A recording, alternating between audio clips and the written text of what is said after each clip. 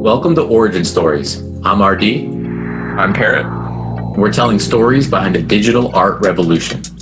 Each week we interview top artists and live stream with the community. Let's go. Today is tomorrow's origin story. Parrotism, welcome to Origin Stories. Thank you. I feel famous now. You already were. You are spreading your shine onto me, if anything. But man, this is fun. This is just fun. We get together every week. We live stream every week. But the people have been asking for something. The people have been asking to know the origin story of Parrott. And so, Parrott, what is your origin story? Oh man, that's the question. The one I didn't prepare for. Let's check it. All right. So my name's Parrott. I've been making digital art for about 4 years now. I got into digital art because I was a producer, musician, a DJ, and it wasn't the most lucrative lifestyle. I was making a lot of music and needing like album covers and pictures to put for my songs on SoundCloud and Spotify. And at first, when I was like 16, I just go on the internet and find cool pictures I liked of like other artists. And then after a while, realized that that wasn't a cool thing to do. And I was like, okay, well, let's get some like custom stuff and have, pay someone to make some art for me. And I remember I didn't know that at first, back when I was like 16. And I hit someone up to make me some art, and they're like, okay, well, usually this is $100, but since like you're in high school, I'll give this one to you for free. And I was like, whew, that's really nice, because I don't have $100. Like from then on, I was like, okay, paid some people for some art a few times, but was like really just too broke to keep that up with the amount of music I was creating. Mm-hmm. So I said, all right, well, I'm sure I can go on YouTube and find some tutorials for like Photoshop. So like I pirated Photoshop and was like, all right, I can like figure out something cool here. And that's actually when I started watching BakaArts tutorials, Mm-hmm. a previous Origin Stories guest. And started learning Photoshop and learning how to manipulate photos. And not too long later, started getting into 3D because that felt a lot more expansive. And you could do something, in my opinion, do so much more with that. So got into 3D, started doing that, started watching tutorials for that. And this was probably when I was 21 now. 3D art started becoming another creative outlet, kind of like music, where I was like, oh, this isn't just like making cool pictures. This is like a way for me to express myself.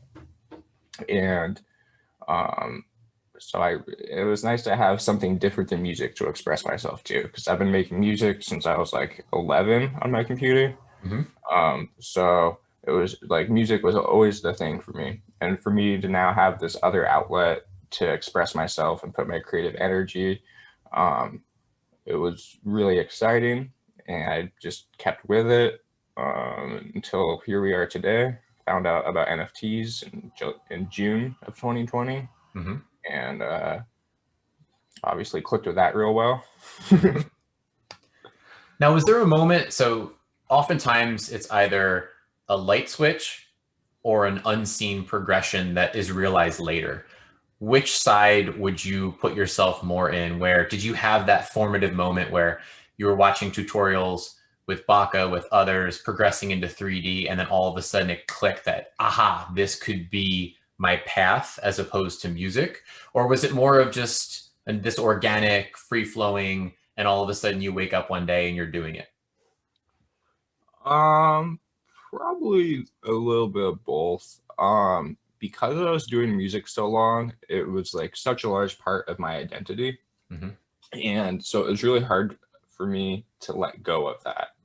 You know, like now, sitting here today, I'm perfectly content with being an artist and just having music as a hobby. I don't see music as like a means to an end anymore, like a career path necessarily.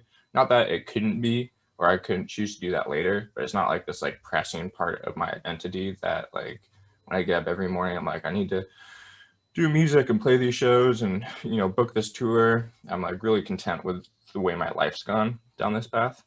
But it kind of took a while to get there, and I was finding more success in art than music even before NFTs, where you know, I'd go on tour and people would be like, dude, your art's crazy. I'm like, I'm here to play music, bro. Which is, you know, nothing too bad, obviously, but it was like just this weird identity change, I think. Mm-hmm. And I think so. I was making art for a little over a year, and I was part of this Facebook group where this guy Chase Manhattan started this everyday challenge. Whether you do like beats or art or whatever, like let's do an everyday challenge.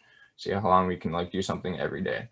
I've seen Beeple's everydays before, so I was let me adjust this a little bit.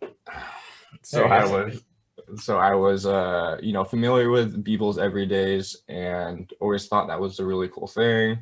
Probably a really good way to get fast at something quick, or get good at something. Yeah, get good at something quick, as well as fast at it.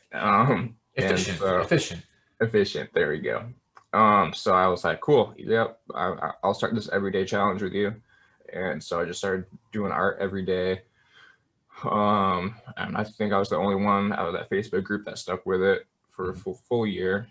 And that was probably like my biggest point of progression, where I was like, oh, I saw myself like every month I'd like look back to where I started and be like, wow, I've learned a lot this month. And it also got me some recognition in the music scene for doing art. And so some bigger artists started hitting me up to do like album covers for them for like some bigger record labels. And so like during that whole process, I think is when I started to realize that like I was pretty good at this and I could,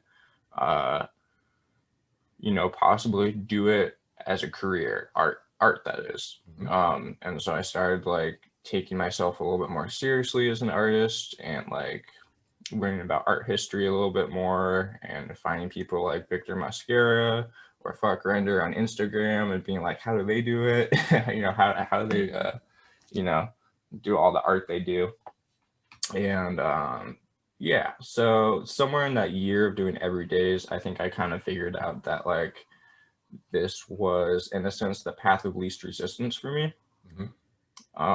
And I was also just having a ton of fun making art every day. For the most part, there's some times where like I'd be on tour and have to make art on my laptop in my car or in the club or like at Burning Man, driving on my iPad in my tent. Yeah, it was I think a progression. I don't know if there's an exact moment where there was a light switch, but throughout that whole thing, I was also like struggling with, I want to be a musician. I want to play Red Rocks and go to Europe and tour and like all this kind of stuff. So it's kind of like a little fight going on in me. Yeah. But, yeah.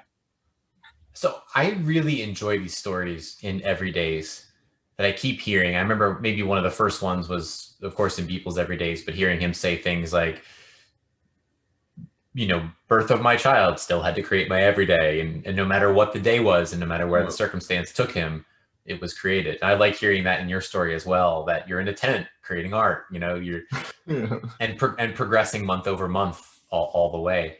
If you had to look back and describe one piece, just a random piece, could be one of many, but a piece that stands out to you in your mind that you looked at in the moment and you had immense pride in that moment and thought to yourself, I'm doing something special, or I'm starting to do something special, or even just that it opened your eyes to I could do something special in the future. Out of my everyday series? Yeah, like anytime during that road of progression, before things became more formal, before you entered the NFT space, but while you were learning, just a piece that you created with your own vision and hands and technology that you looked at and you said, oh. I think probably like around the 6-month mark of my everydays, I did like this black and white series that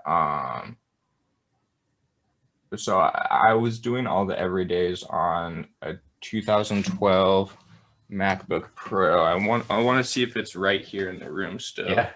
The OG MacBook. Yeah, it's a piece of junk. I don't see it. It's somewhere around here. It's definitely a piece of junk that's been with me for many years all over the country. But I was kind of limited by technology because I didn't have a nice beefy desktop with a nice graphics card. I had to use like the basic Cinema 4D render engine or this other one called Corona.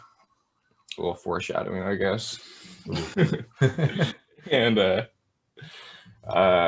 so I was a little limited by technology, which I think actually helped me in the long run because I was able to kind of develop my own style of creating, because I couldn't follow every single like awesome tutorial I wanted to follow on the internet because I didn't have the same stuff. But yeah, around the 6-month mark, I did a cool black and white series that almost looked like it was like hand drawn and sketched. And yeah, I don't know. I remember looking at that when I created it and being like, I don't know if I've seen anything quite like this before. This feels like art. Yeah. Now you have some artists in the family, right? Yeah. I have my grandmother on my father's side is an artist. Let me grab something off the wall here real quick. She does landscapes. Nice. Yeah. Love that. And then my grandpa on my mother's side was also an artist and did landscapes. Wow. Do you ever reflect on that? Do you ever think, I mean, you're part of one of the many things that I feel like you're known for in the NFT space is these brilliant landscapes. Yeah, I really like landscapes. But do you ever reflect on that you have, you know, your ancestors, right? Your ancestors created these brilliant landscapes, and now in your own way, with your own colors and your own structure, are carrying on a bit of a legacy. Yeah, I do think about that sometimes. I think it's interesting. Yeah. I mean, that just that inspires me. You know, and to think that the materials that they created on are so different, right, than the materials that you're using, but the spirit stays similar. Yeah, I showed my grandma some of my art about 2 years ago. Last time I was over on the East Coast visiting her, and she was like she's like 90, I think. And she was really confused about she was like, "You made this on your computer?" And I was like, "Yeah." And she was like, "Wow, I wish I had that growing up." But right. It's interesting. Yeah, it is cool. I really like her art a lot. She does landscapes, and I guess landscapes mostly, but like she used to go to Europe when she was young and like go to Italy and like paint and sketch out all the architecture and buildings there. And actually her dad, I believe, was an architect and designed maybe the University of Massachusetts, some college in Massachusetts he designed. So there's a bit of architecture in my family as well. My dad actually is a naval architect, so he designs tugboats and fireboats and such. Wow, this artistic and architectural pedigree in your family. Yeah. Yeah. Yeah. No surprise you're a rock star, man. Thank you. So, okay, so walk it forward then. So you're going through this, you have this amazing family history, you're embarking on a music career that starts to shift. You start to progress your style, tutorials into 3D, and then where specifically do you first hear the term NFT? I know you mentioned June 2020 as Yeah. maybe a turning point. Yep. So I was chatting with a buddy. We were swapping some music and 3D stuff around. He goes by Frequent. He's a producer out of Colorado.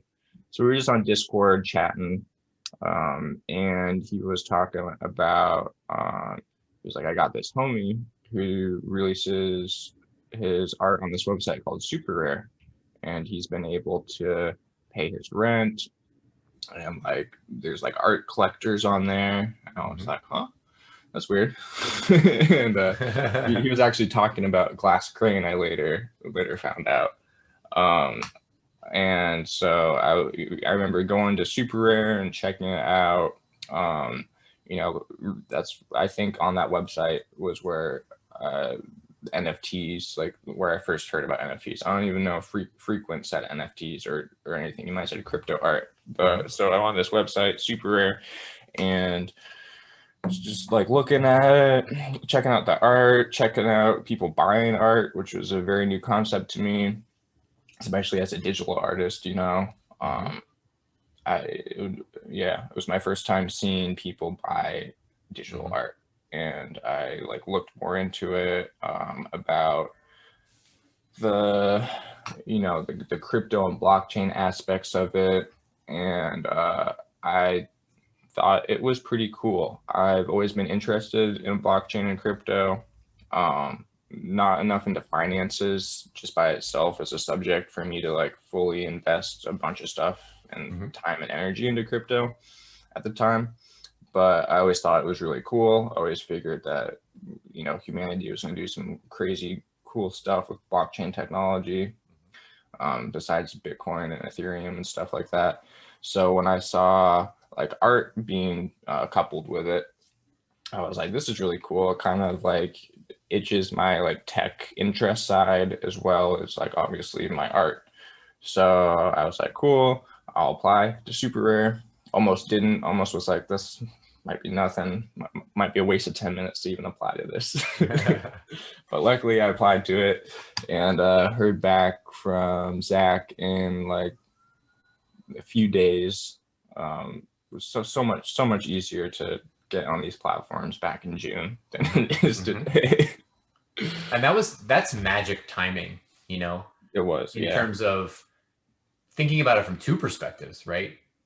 That timing is not too early and not too late. And listen, I mean, no one's too late per se, just too late in the sense of having it be a bit easier to get onto a specific platform. You know, there's plenty of room in the space as a whole. But man, it's, you know, you hear these stories about people getting on in 2018 to certain places and then essentially having to wait years, well, a year or 2 years until seeing that come to fruition. And then in the other sense, again, running into the issues of getting on. So right there in that June window, perfect. Yeah, I think so. You know, in my head, I'm like, man, I wish I found out about this in March or something. Can't have it too perfect. Exactly. It definitely was good timing. Because I felt like it's, you know, it gave me a few months at least of learning about the space, of meeting the people in the space, and creating friendships and collaborators and you know, just like kind of building myself some legs before everything went crazy, which I think really helped. Yeah, like I didn't even make my first sale on SuperRare for a few weeks, I think, after I first joined and uploaded some art. My first sale was like $30 too. I didn't understand anything about Genesis pieces or value or anything like that. I was just like my first offer came in for $30, I think. And I was like, sick. It's like, this was like art I was making my whole time making art, I would like do client art, Mm-hmm. you know, to make money, but 75% of my output would just be personal work, Mm-hmm. just creating because I like to create. And so the stuff I would upload to SuperRare was just personal work that I'd create. And so it's just cool, you know, anyone putting value on that at all, that, you know, that didn't want me to slap their logo on it or Mm-hmm. change the color scheme or anything like that. I was like, wow, like this is something that I like and you want to put money on it. That's really cool. Yeah. It's like, wait, this is my logo. This is my color scheme. This is my creation altogether. Yeah, exactly. And is Lost your first piece on SuperRare? Yes, that was my first piece. Mm-hmm. It's really interesting to go back, you know, to go back through Parrotism's profile, because there are a number of different themes, and it's not everyone has that, because not everyone's been in the space as long as you have. You know, some people have come into the space more recently, in December and January and February and March even. Some people are still coming into the space, but having a SuperRare account with, you know, all of these works on it, scrolling back, I find it almost like scrolling back through an Instagram account, where you see these clear not only progressions, but just choices that are made at each juncture along the way. So for me, it's special to go back and see Lost and see event-related potential, and a different side of Parrotism. Yeah, for sure. Yeah, that was yeah, when I first joined SuperRare, I was like, I'm like, this is gonna be my style for SuperRare. Just like 2D flat. It's still created in 3D, but it's called a toon render. You see BakaArts do that kind of stuff with his renders as well. And yeah, going into it, I was like, this is gonna be what I do. And then somewhere in there, I just started doing regular 3D stuff as well. And now it's a big mismatch of all sorts of styles. But you have one of the toon renders. You have the "And to Be Eaten by Timepiece," which is a little bit more that Genesis style. One of my all-time favorites. You know, when we had when we had our origin and we started interacting, we created origin stories, and we started doing the weeklies. I don't know if you remember or not, but I feel like I mentioned to you several times. And I don't know if you thought I was just like joking or just like blowing smoke or whatever, but I think I was telling you how much I love that piece, and then finally it happened, and Yep. you know, was able to collect it, which is amazing. Yep. Yeah. So walk us through, because you do have a large, at this point, creation collection, right? And all of these different phases, and you branch out, right, then to makers and Nifty, and we can definitely get there in stages. But take us through what resonates with you, what you remember most, whether it be a piece, whether it be multiple pieces. Are there milestone markers along SuperRare Road? Yeah, definitely. So there's Lost, my Genesis piece. Let's see, going forward here, I'm gonna pull it up because pull it up. I want to take a little bit of a look sees myself. Yeah. So while you're pulling it up, to me, you know, Ray 2550 is really interesting. I like that almost illustrative style. And then a step further than that, but mirrored seems to me the first piece that really shows that landscape side of you. Yep. So yeah, so with yeah, I did this like kind of more illustrative stuff, and then mirrored was and Path to Valhalla and Stuck at Home.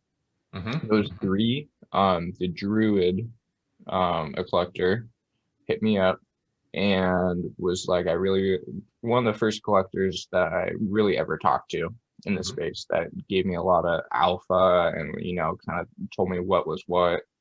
Always super appreciative to him. He hit me up and was like, I really like your style. He went on my Instagram and sent me, I think, like 8 pieces that he was like, I would buy these if you uploaded these. I was like, okay. So I picked my 3 favorite from there that I felt would make sense in my portfolio for SuperRare, that I really liked as well, because there's a lot of pieces that like other people like that I don't like as much. So you have to find a balance somewhere in there. Like a personal curation. Exactly. So I upload those three and sent them to him. I forget how much he paid at the time. Maybe like 1 ETH for all three. Maybe it was more than that. But somewhere in that range. Just when I, first getting started. Mm-hmm. And yeah, and he just sold Stuck at Home to Rudy for like 8.6 ETH the other day, which is really cool. Good for him. Hey, Yeah. good, So good, yeah. good for both of you. I mean, it shows that the progression is real. The work that you're putting in is real. I think a lot of people are, plenty of people were awake, but a lot of people are waking up to, like, Parrotism is doing his thing, and is ever evolving. Yeah, thank you, man. Yeah, so Mirrored, The Path to Valhalla, and Stuck at Home, those were, I guess, the milestone of like the first collector like showing interest in my work as a whole, So that was a milestone, I guess. Next one would be development, which is the lady with the gold and the crystals going through her. That one was first purchased by and still owned by Mohrbacher. And that was like my first big sale, which was 4.5 ETH. At the time was like $2,000. Because ETH used to, be like $500. Wasn't always at an all-time high. Exactly. $400. I think $300 when I first joined. So that was my first big sale.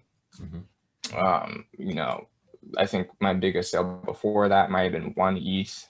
And that was, I want to say, at the beginning of September. And so I think when I sold that one, that was the point where I was like, oh, this is like really happening. This is like a way I can actually support myself, and like make a living if this thing keeps going how it's going. And that was a really big turning point for me because,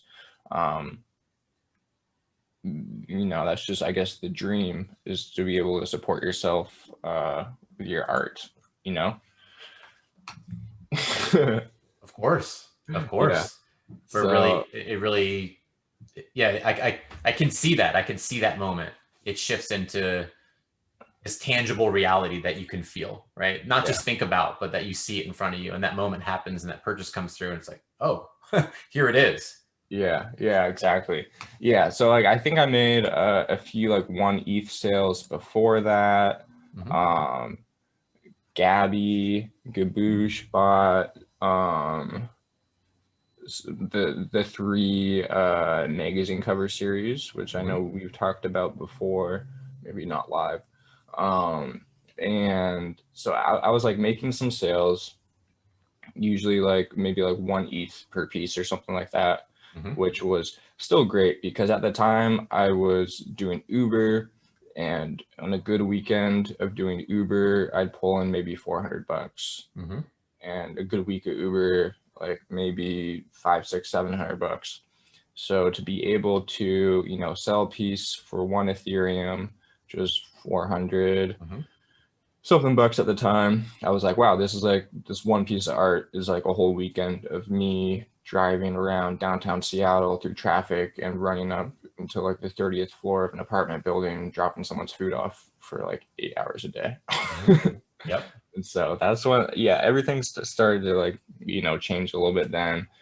Development was that big piece where, a collector put a pretty decent value on my art.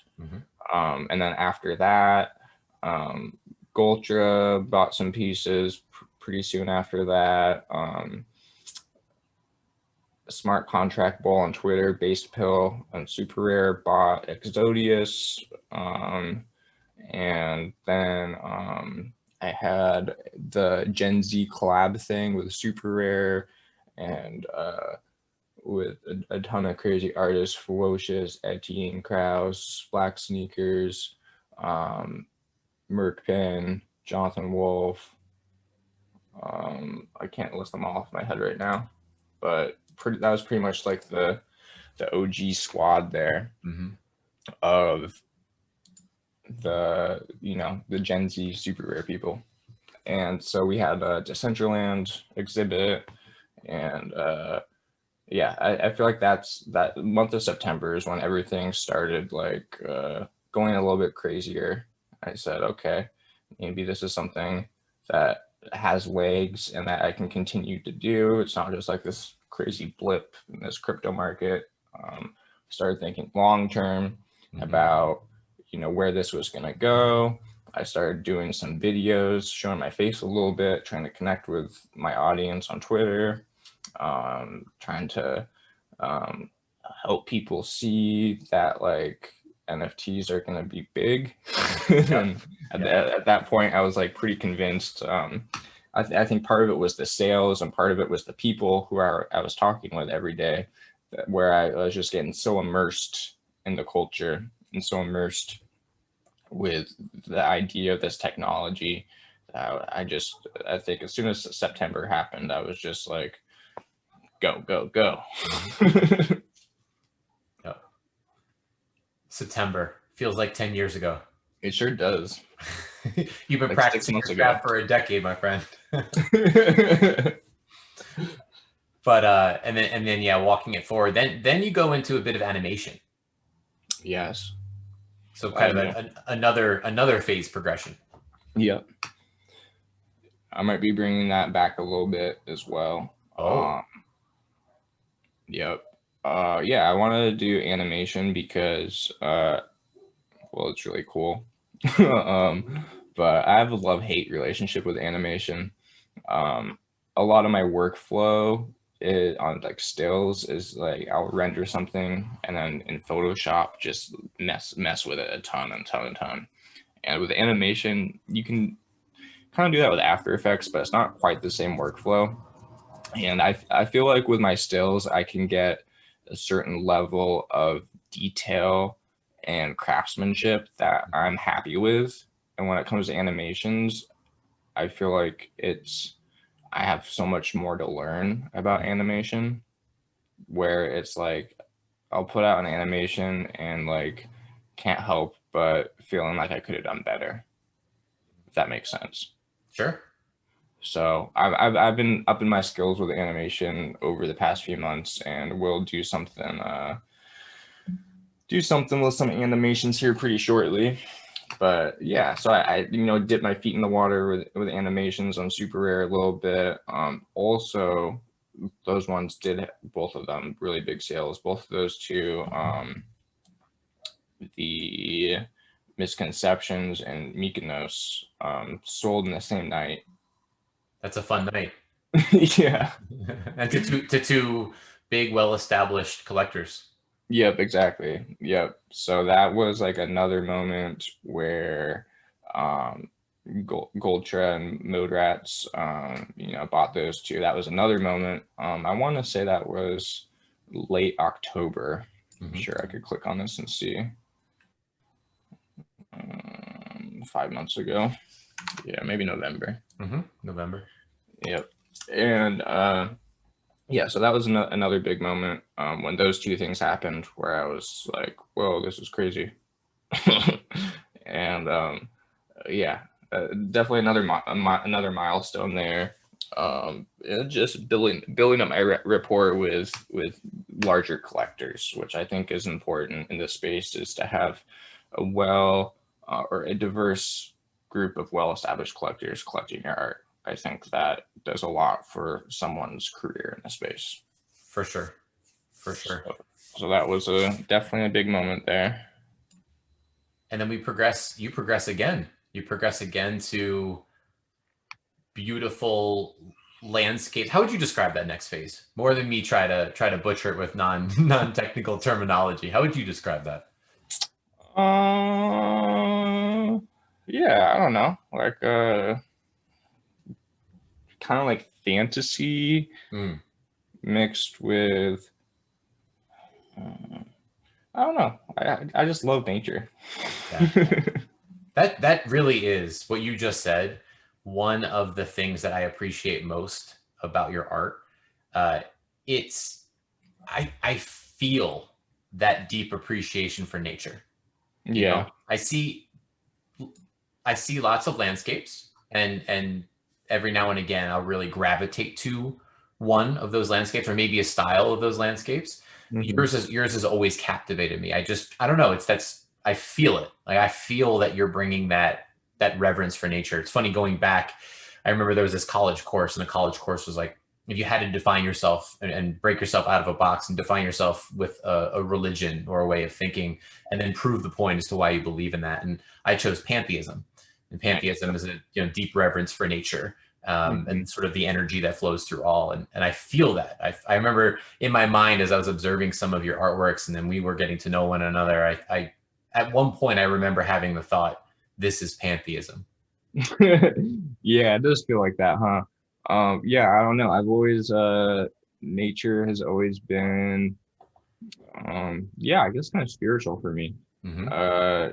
When I grew up on a small island off the coast of Seattle, and in my childhood, uh, just be running through the woods all day with my friends, barefoot, climbing trees, climbing rocks, um, sword fighting with sticks, and just like yeah, my childhood, I spent a lot of time outside.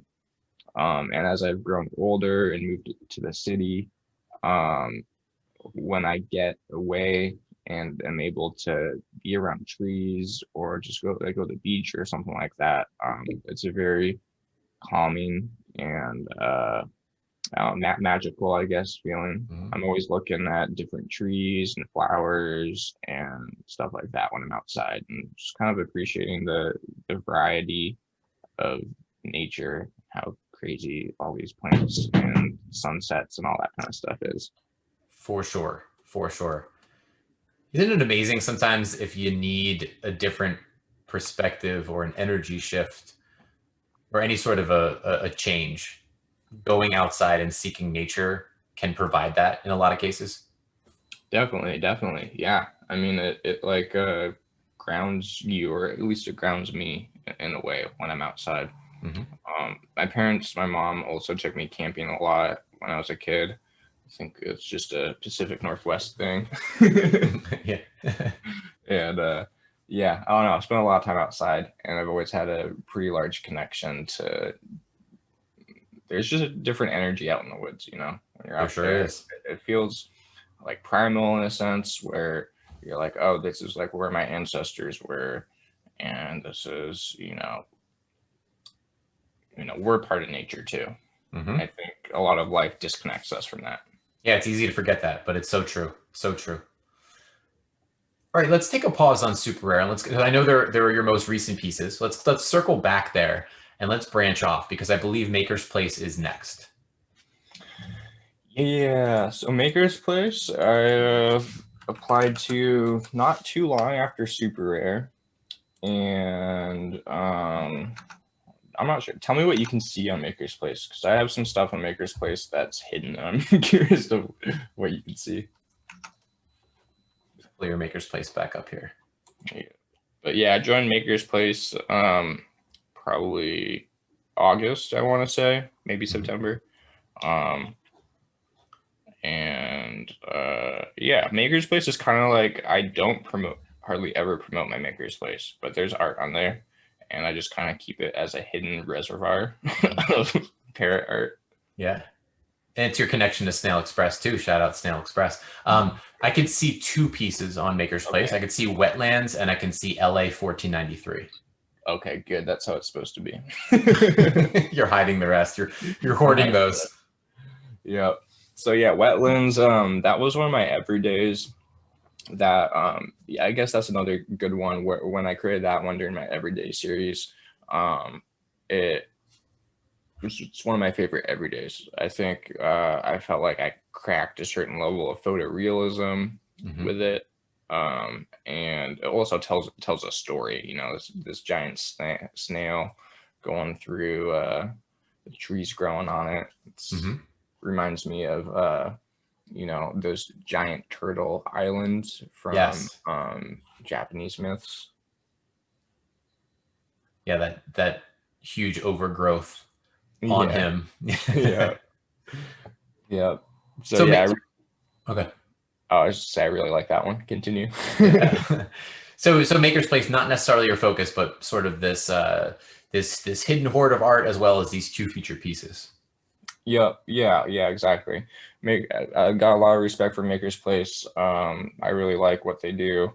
I just haven't found the time to really pursue it as much as a website like SuperRare. Mm-hmm. I just started on SuperRare. Most of my collector space is on SuperRare. So I've just kind of stuck with SuperRare as kind of my main spot to drop art. But I do like Maker's Place a lot, and I do have some art there. I mean, dare I say, I feel like this might be the first alpha drop of Parrott's origin story. It's true. The artwork LA 1493 is currently available. It is, yes. I didn't even know this before right now. I know, it's sneaky. Well, now everyone knows. So yeah. And then I got, let's see, some stuff that's hidden. I have 2 more 101s that are hidden, and a 1 of 5 that's also hidden that I might put out when the time's right. We'll see. You also, I want to dip off real quick because it does tie us together, which I always find special and look back at. But the wonderful Peter Mohrbacher, just while on Maker's Place, just flipping over to your actual collection on Yes. Maker's Place, you do have some wonderful angels and a Quran 4D on there as well. Yes, I do. Yes, I think that's how we got connected for the most part, right, Roger? We how I recall it is we were interacting lightly on Twitter, and I was sort of gaining an appreciation for your perspective, because I think we were involved in like a lot of the same, chains of conversation, comments, and whatnot. And I remember thinking to myself, like, Parrotism, oh cool, he gets it, or he has good things to say. And all of a sudden we had the angels moment, and then shortly thereafter, which I was late to, because you were talking with Giannis about that, and tracked down the Peter Mohrbacher pieces that were marooned on Maker's Place for a long while. And I piled in there, of course, and then we started talking more, and here we are. Yeah, I do remember that. Yeah, I remember seeing your name, seeing the threads that you were doing, that you still do. They were wonderful threads, and being like, oh, this guy gets it. He's a great source of knowledge. And then I think we were DMing about Peter Mohrbacher pieces. Yeah, Peter Mohrbacher, it's been one of my favorite artists for a while. I found him when I was first started to make art, and I just love like all the artists that do stuff for Magic the Gathering all have this like beautiful painted, like mysterious style that I really like, and he's the one that sticks out the most for me. So yeah, when I found this stuff on Maker's Place, I was like, no way, I can afford it. And I got 2 of the first of the 1 of 10s, 1 of the Pisces, because I'm a Pisces, and then the other one, Sagittarius. Yeah. I think that's my favorite artistically of the group there. So I got both first the 1 of 10s on that, which I get offers on those sometimes. I'm sure, because they're I think they're sought after, and dare I say, maybe should even be more sought after once people understand how long ago he was doing it, and the backstory there. Another origin story. By the way. That's right. Tell the people. Tell them. But it's just, I wanted to pause on that because it is a nice connection between the two of us as well. Yeah. So shout out to Pete. And then how about, where do you want to go next? Because I do eventually want to end up on Nifty Gateway, which was a recent massive art drop. Most importantly for me, it represents this magical quartet, as I refer to it, which is you, Fewocious, Odious, and Jonathan Wolfe. But where would you like to go next? We can probably go there, because let's see, where we left off in like November or something like that. Yeah.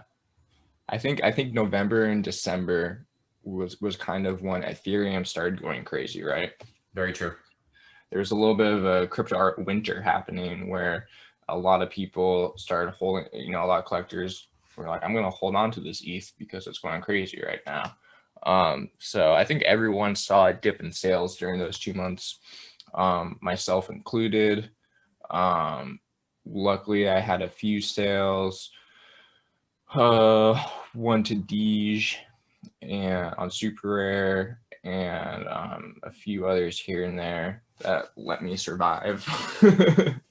And I was just doubling down with my involvement in the community during those months. And early in December is when Fewocious hit me up about doing the Nifty drop with him. And before that, I hardly really talked to Fewocious. Like, we would DM sometimes. He DM'd me and said he really liked the Dances with Flower piece that I did on SuperRare. And I was like, it's hard for me to tell if this person's just gassing me up or if they like really like this piece. Yep. And then we jumped on VR chat with our Oculuses probably sometime in November and just chatted about life. And I was like, okay, this kid is super cool. And obviously makes really awesome art too. And yeah, we talked a teeny bit, but not much. And then Hugo hit me up too. He was like, hey, have you ever done a Nifty drop before? I was like, no, why? And then I was in a group chat with Jonathan and Odious and Tommy and Ashley and Fewo. And initially, I think they wanted us to do a group drop January 1st, which was Fewo's birthday drop. And then we realized that there wasn't quite enough time there. There was like a month span, not quite enough time to do a project that would really be awesome. So then we pushed it to March and just started talking a lot as a group, becoming friends. Fewo moved up here like 2 or 3 days after his birthday, which was really cool. And then we just started hanging out a bunch. He stayed with me for about a week until he moved into his own spot. And yeah, and Nifty. And then Nifty happened. Nifty happened, yeah. Yeah, man. And wonderful artworks, obviously, over there. I guess we can jump back to it, actually. I was thinking Bitski, when Nifty, the rhyming of that. Let's jump back to that. But sticking with your Nifty Gateway artworks, one of my all-time favorite Parrottisms, Homage, exists on Nifty. Was your open edition at the time. But going back to that point of pantheism and the reverence for nature and the appreciation there, just such a beautiful piece. Thank you. Yeah, that was my favorite of the Nifty drop too, which is, like I said, why I made it the cheapest, because I wanted the most people to own it.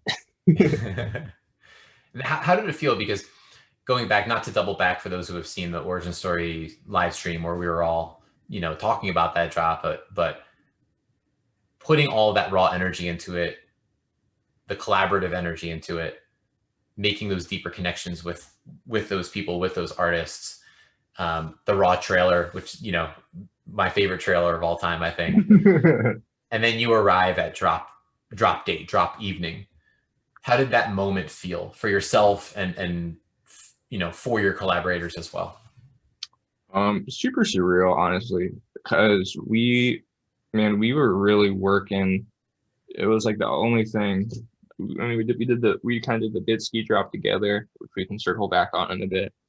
But it was, like 3+ months of like this being the goal that we're all working towards together.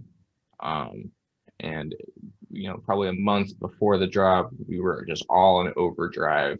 And that was with crypto art and NFTs blowing up like crazy too. So it was a very wild time. Just the energy and you know, everything happening with like the Beeples and all the crazy Nifty drops, and Fewo blowing up during that time as well. I mean, he had that very successful January 1st drop, and then he had the 2 feet and the Artifact Studio shoes right before our Nifty drop. And Fewo was seeing, you know, his secondary pieces before our drop selling. One of them sold for like 250K. And so it was just like, we were all like, oh, what, what's going on? And yeah, it was, yeah, not that much sleep. Me going to Seattle, I live like 30 minutes south of Seattle, so I'd drive up to Seattle, go over to Fewo's, and we, you know, start working on the 3D printer, and, you know, editing videos and brainstorming, and we'd all be on Discord with each other, chatting pretty much every day. Yeah, it was a crazy time. And then when the day of the drop happened, it was very surreal that, like, you know, finally that date that we were all working towards together. And you know what they say in the NFT space, like 3 months is feels like years, dude. Feels like years. So, you know, it was really surreal to finally have that day happen. Very nerve-wracking, because we just put so much of ourselves and so much passion and energy into this, like, what's going to happen. Luckily, it was, I think, very successful. And yeah, it was crazy. We were just all on a Zoom chat with each other, with Ashley and Tommy, and yelling and screaming, laughing and crying. You know what's funny? That's why I love that Raw trailer so much, because you all opened, you sort of pulled back the curtain, you know? I think we all know those people, whether it be celebrities, but they clearly close the curtain, you know? They put out things that are just so and tailored to a certain visual, a certain thought process, and they really keep it tight and close to the vest. For whatever reason, me personally, what I appreciate is that realness, is pulling back the curtain, putting your heart on the table, showing what's up. So arriving at drop date and seeing what happened at drop date, and then being able to mentally revisit that trailer, to me, it just connects. It's like that straight line through, just seeing that visceral, palpable, tangible, creative process in action, and then having it come to fruition, for me, a lot more fulfilling seeing that. And I told you this surrounding that moment, but I told you, I don't know if I told you I was fist pumping or dancing on behalf, but it was probably both. It was probably some wild combination of both. Yeah. As I'm sure you were doing all of the above and more. Yeah. Yeah, we had when me and Lauren, my girlfriend, first moved into this house, the previous owner left us a bottle of champagne that's been sitting on our fridge for like 2 years. I was like, babe, this is the moment we like pop this champagne. So I remember going to the porch, shaking it up, and like popping it, and it just goes, and then nothing comes out, just steam. Then it started to like drizzle out a little bit. I thought it was so funny. That was like the opposite of your drop. Your drop was the champagne, right? And that was there was nothing left. There was no energy left for the bottle. Yeah, it was a crazy day. And the auctions the next day were super crazy too. And yeah, that's when Fewo's piece went for like 550K or something like that, which we were just going crazy about over here. And and then honestly, after the Nifty drop, my head was just in a weird space, because I felt like everything changed so quickly. Financially, and like how other people, you know, might look at me. Started getting some Twitter haters before that and after that, which is like my first experience with that for the most part. You made it when the Twitter hate starts coming in. I know. So yeah, I think you know, for a week after the Nifty drop, I was just like super in my head. A a lot of good feelings, a lot of like unsure feelings. Yeah, it was just such a fast change, especially from like, I think people that weren't there for the whole process, that like either aren't in the NFT space, some of my friends in real life who just like saw the result of this thing and didn't know what it was or like anything like that. Yeah, it was a very, very fast shift in I think how some people perceive me, which is a weird thing to adapt to. But yeah. Do you feel like as a bit more time has elapsed since then? Do you feel like you now have a handle on that again? And yeah, I do. Yeah, it was just for about a week or two, and then also I think just like working so hard and staying up so late every night and putting so much energy into something, and then finally just having time again to like relax was also something I had to get used to again. Need a little downtime. Yeah. But yeah, me and Fewo went to California for about a week, 2 weeks ago. And so I got some like vitamin D, some sunlight. Yep. Got to see some friends. Got to drive up and down the coast, which was really nice, and just seeing the California coast. Speaking of nature, beautiful, like, beautiful. Yeah, it's gorgeous. So and driving the PCH. Yeah. Yep. And yeah, so having you know, a little time off social media, a little time in nature to kind of ground myself again was very much needed. I think my mental health improved greatly through that experience. Man, I didn't know what to do without you, man. When you took your not like a social break, but in terms of the, you know, it's funny, like we say, right? A month is a year, or whatever the time conversion is in the NFT space. Yep. I felt like we've been talking for years on Twitter, you know, going back and forth and with the origin stories and everything, and all of a sudden, where's Parrott? Where did he go? And the answer is driving the PCH. Yeah, soaking in the sun. Yeah, I love it. Let's circle back to Bitski, because I did skip over that just a little bit. Cool. Yeah, Bitski is really cool. So I get hit up by people almost every day pitching me their new NFT marketplace. Or like, and I'm sure a lot of them are really cool, but it's really hard for me to like put the time into like scoping each one out. And I also don't want to spread myself too thin on a billion platforms. So when Bitski hit me up, at first I was a little bit unsure, but I was talking to the squad, Fewo and Jonathan Odious, and they all talked to Bitski and were really hyped on it. And so I said, all right, if you guys are doing it, like, rather do it with all you guys than by myself. Yeah. And so I started talking with the Bitski people, started talking with Donnie, and started getting a really good feel for who they are as people and the kind of product that they're bringing to the table. And really liked it. Bitski is basically, well, I'll say what I like about Bitski is it's like Nifty in the sense you can use a credit card. I don't know if they even have an Ethereum option yet. So all the blockchain stuff is behind the curtain, which I think is important going forward in the NFT space. Those websites are going to be the websites that are accessible to the general public, because even someone like me who's technologically adept, there's still a learning curve for me to, you know, when I joined SuperRare, for me to understand Ethereum and MetaMask and seed phrases and gas fees and all this kind of stuff. And so I know if there was like a learning curve for me, someone who spends all day on the computer and in technology and learning new technology, that for the general public, they're, you know, that's a barrier of entry for a lot of people.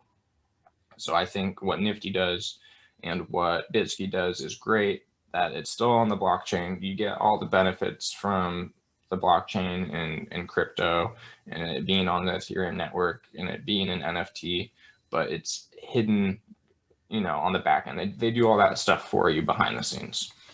which, yeah, like I said, I just feel like that's going to be important going forward. So I like that. I like the people running it. They want it to be somewhat like a Shopify where you can embed widgets in your own website and sell NFTs through your own website. So I've had parrotism.com. Be like, buy my NFT section. It wouldn't take you to an external link somewhere. You could do it all in the site. Love that. Which I think is cool as well. It's kind of like a Shopify experience. And especially in this day where so many artists are developing their own communities, supporting their own communities, interacting with their own communities, the ability, and really in a lot of cases, the artist, especially with the newer platforms, but the artists are driving the traffic to those platforms first. And then the platform obviously develops and then it gets reciprocated and the ecosystem rolls on. But with that in mind, if an artist is driving traffic to his or her own website and there's a seamless integration, you know, and the experience can sort of live there in some senses, that's a huge need. That's an amazing thing. Yeah. And I like how they also, I think Bitski is like the leading NFT marketplace for photographers. Love that. So, you know, when I was this summer really getting into the NFT space and meeting all these people, I was also getting into the Twitter art area of Twitter, where there's artists that, you know, aren't doing NFTs, but just are really cool artists. A lot of really cool photographers in there too. And I saw, you know, since maybe September, maybe even before that, all these photographers being like, how do we do NFTs? Like we see all our art friends doing NFTs, but how do we do that? And they're, you know, SuperRare they don't do photographers on SuperRare. And Nifty, I don't think really does photographers either. They do Nate Hill and James Silva, but that's like photographers plus art. Right. You know, and I think photography just by itself is art. Some of these people are for sure crazy photographers where I look at it and be like, wow, you know, I feel emotion and feel like I'm looking at a piece of art. So for Bitski to kind of, you know, take those people in and give them the space to do NFTs and bring, because a lot of these photographers have huge followings. They have people who want to support their work and would buy NFTs. So like we were saying, with the artists driving that traffic, Bitski filled that spot, which I really like. By the way, if someone is not agreeing with the idea that photography is art, I always go back to the example of the JN Silva ThankYouX episode on Origin Stories, where JN was telling the story of the aerial photography that he does and how they bank the helicopter and he's leaning out of the helicopter, hanging out of it with the camera at the direct down angle to get the perfect shot. I'm like, tell me that's not art. I mean, that is a vision and the drive to capture the absolute perfect visual. To me, 100% art. Anyway, that's a tangent. Shout out Jane Silva. Yeah. So we kind of did the Bitski thing together, me, Fewo, Jonathan, and Odious, as kind of like a pre-run for the Nifty drop almost, where it was like us 4 and 5 other artists. And yeah, it was a ton of fun. That was the Glowing Deer series I made. Yes. Which I really like that series. It's some of my favorite art I've created. Yeah, it was a great experience. When we were in California, we actually met up with Donnie in San Francisco and got to hang out with him, grab some coffee with him and stuff. And he's a really cool dude. And I'm really bullish on Bitski as a whole. Yeah, bullish on Bitski. And it's funny, the same way that Fewo and Jonathan and Odious brought you around to the concept of Bitski in the first place, I think talking to you brought me around to the concept of Bitski in the first place, because I think I was at that exact time, I was starting to get inundated with new platforms or people trying different things. You go through that natural filtering process of just sort of shutting a lot of that out. Unfortunately, it's too much sometimes. And I'm sure along the way, some very valid and exceptional concepts and platforms are shut out, which is a shame. Yeah. But in this case, I'm happy that I was able to look at Bitski through your lens. And then now, since I've come around to the idea, and it's amazing. It seems like what they are building is needed and special. Yeah. So, Parrott, you ready to play a game? Yeah, let's do it. Lightning round. All right. You know the drill. I know the drill. I'm firing. Bring it. Lightning round number 1, digital art. First thought, right? First thought, hot take. Go wherever you want to go. If you do along the way want to hit pause for any reason and go on a tangent, you can do so. But otherwise, stick to the spirit and just keep ripping. Digital art. Art. Yes. Yes. Maybe that's my favorite answer. I'm calling her out. We can just end the round right there. Mic drop. Just kidding. Just kidding. Lightning round number 2, Fewo. Underdog. Still. Lightning round number 3, Odious.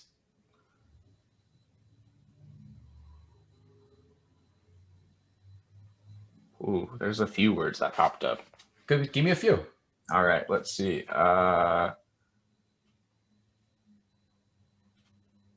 Classy. It might be the British accent. Creative. Future. Nice. You know, back on that accent for a second. When I first heard Odious speak, do you know the meditation app Headspace? Yes. The first thing I thought, I'm like, was that Odious? Is he the voice of Headspace? Could be. Could be. Maybe he actually was, and it's like the secret story, and he's just waiting to reveal. He has some career and voice somewhere down the line. He has to. Person of many talents, a lot of career paths open there. Odious. Lightning round number 4, JW, Jonathan Wolfe.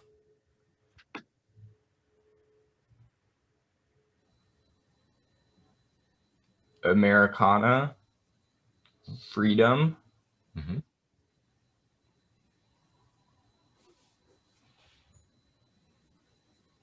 Child energy. And I mean that in the sense of it brings me back to my childhood when I look at his art. Yeah. In a very like comforting way. Yeah. Jonathan Wolfe's recent art has blown me away. So good. I haven't had a chance to really say that. So I'm jumping into your lightning round and just doubling. Like Jonathan Wolfe, what you've created recently has blown me away. Period. End of story. That's so good. Lightning round number 5, Nifty Gateway.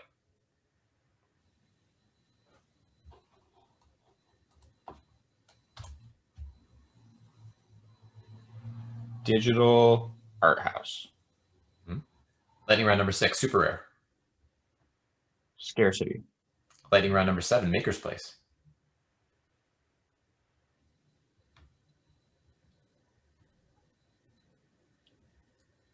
I don't know if these can be considered lightning. I'm like thinking about it too much. You're straddling the right line though. You're still being relatively quick, but you're being thoughtful in the moment. So just keep doing what you're doing. MakersPlace. Community. 8, Bitski.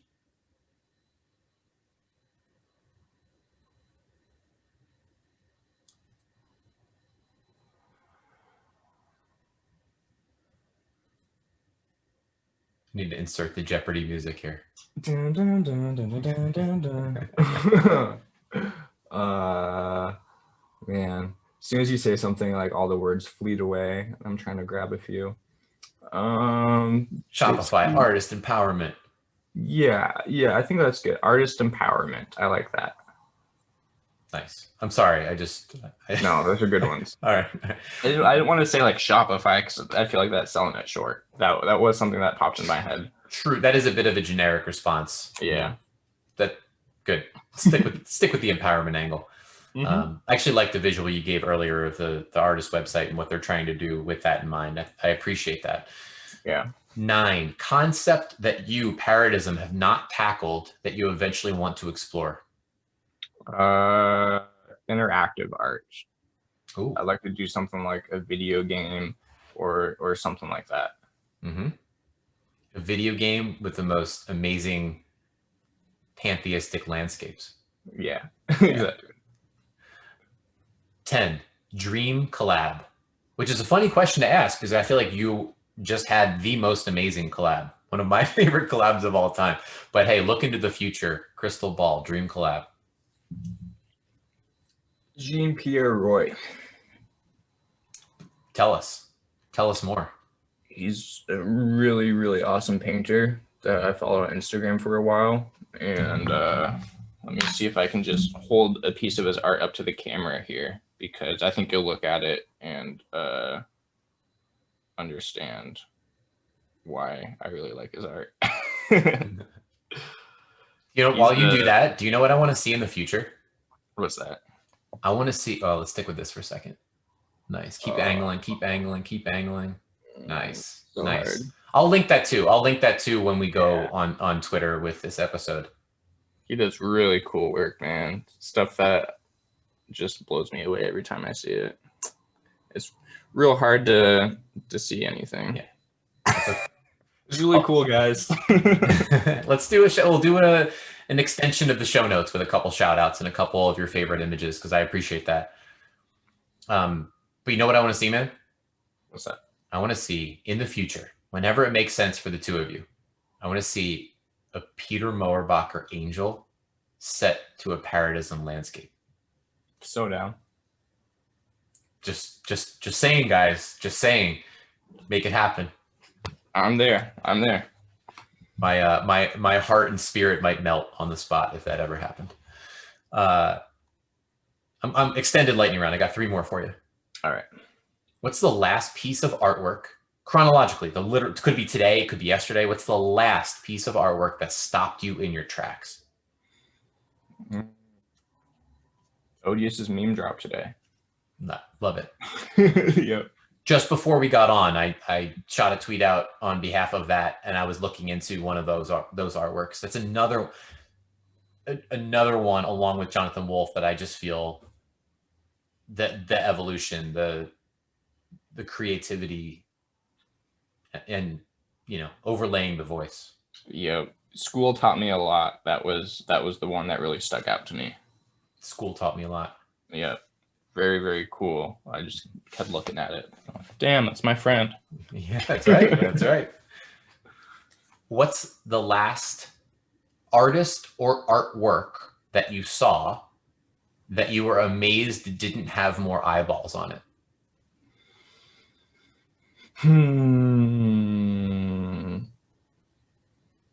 The last one that was a bit underappreciated in your opinion? Oh, probably my friend Levitate. Okay. He makes some of the craziest art ever. It looks like it's out of like District 9, that movie, you know? Uh-huh, sure. It's so technical and so cool. And he uploads art on MakersPlace and SuperRare, and I just feel like he's such an undervalued creator in this space right now. Levitate. Yep. Where can we find Levitate? SuperRare. SuperRare. And MakersPlace. SuperRare and MakersPlace. All right, Levitate, we're on to you. And last but not least, it's a question passed along from another episode. But if you looked 5 years ahead, where will you be? Where will your... Yeah, I know. It's 5 years is a long time. It's a long time. It's a long time. Where will you be? And you let's stick, relevant to the NFT and or general art world. Yep. Stick there just to frame it a little bit. But if you had to put on your projection of all projection glasses or lens, what would you say? I don't know. I don't want to limit myself. Mm-hmm. I like to be in museums. I'd like to be collaborating with some amazing artists still. Mm-hmm. I'd like to be able to, I guess, continue with you to be a source for people to come and learn from.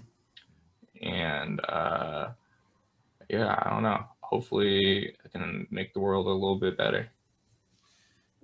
I like that answer a lot. I like the almost refusal initially to answer it, because I do see you. I do see you as someone who will always be pushing the boundaries of his personal creativity, personal artistry, And then obviously by extension, I see you pushing the boundaries of what's possible in the NFT space and the art space as an even larger, you know, an even larger world. Yeah, man. Hey, just, oh, to double back real quick, I guess maybe last thing here. I was about to, like, you know, heartfelt wrap this thing up, but just to jump back and give a minute of shine to your most recent pieces on SuperRare, which I promised we would get back to, because you do have a really intriguing angel series. Speaking of angels, right? Speaking of angels, Parrotism has his own angels with a very unique vibe. My favorite, personally, the one that really caught me and grabbed me, was an angel called Death, which actually Fewo owns. Yeah. Funny enough. There's also an angel called Fate, which is still currently available, and an angel called Night. Yes.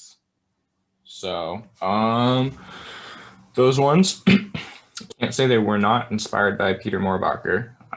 Ever since I saw his angel series, I was like, what a cool concept of doing that. And I've always also like looked back to different religions and different myths of the human past to find like I'm pretty agnostic when it comes to religion, but like the Bible has crazy stories in it, and the Quran and the ancient Hindu, oh man, I'm forgetting the name right now. Hindu scriptures and all these different religions all have like the craziest like entities and angels and spirits and gods. And I like looking through those and finding you know, who these entities were and what they represented, and you know, even like Greek mythology, so many cool like archetypes of the human experience exist in these things. So I kind of that's what I kind of like put into these angels. I would find like a theme, like what is the angel of death, what is the angel of fate, and all these things, and read up about them a little bit, and then also instill some of my own feelings and emotions with those words and those themes. Yeah, I got one more called an angel called Love, and then I think I'm going to take a break from that series because I get bored with one thing really quickly. And you could see those phases. You could see those phases rolling along, the eras of Parrotism that I'm sure you can dip back into from time to time. Goes back to that idea of just pushing the boundaries of creativity. Yeah, because even now with like the fourth angel I'm gonna release, like for the past few weeks, it's already finished now, but for the past few weeks I've known that's what I was gonna do. So then I can just like jump on my computer and like make that. And part of me doesn't like knowing what I'm gonna create next, because it kind of leaves the mystery and the fun of finding new stuff absent. So that's probably why I switch up stuff a lot, is because I'm always trying to find something that excites me. I appreciate that. Onward and upward, man. Sir. Parrotism, your origin story. You came, you saw, you conquered, you did the lightning round and everything. Hey, man, this has been a long time coming. Like I said, this is something that a lot of people were really interested in. When is Parrott going to have his origin story? Really happy. I guess one, just to take a step all the way back, really happy that we connected in the first place. Me too. I think that origin stories is becoming a thing, you know, even bigger than the original idea. And I'm here for it, man. Happy to be doing it alongside of you. Happy today to even learn a few new things about you as you go through a few of the stories and formative experiences that brought you here. So I, for one, am really, really pumped to be a fan and a supporter. Likewise of you, man. We gotta flip this next time, and I'll interview you for an origin story. Sounds great when the time comes. But today, my friend, is all about you. This is Parrotism, his origin story in the books. Talk to you soon, man. All right, buddy.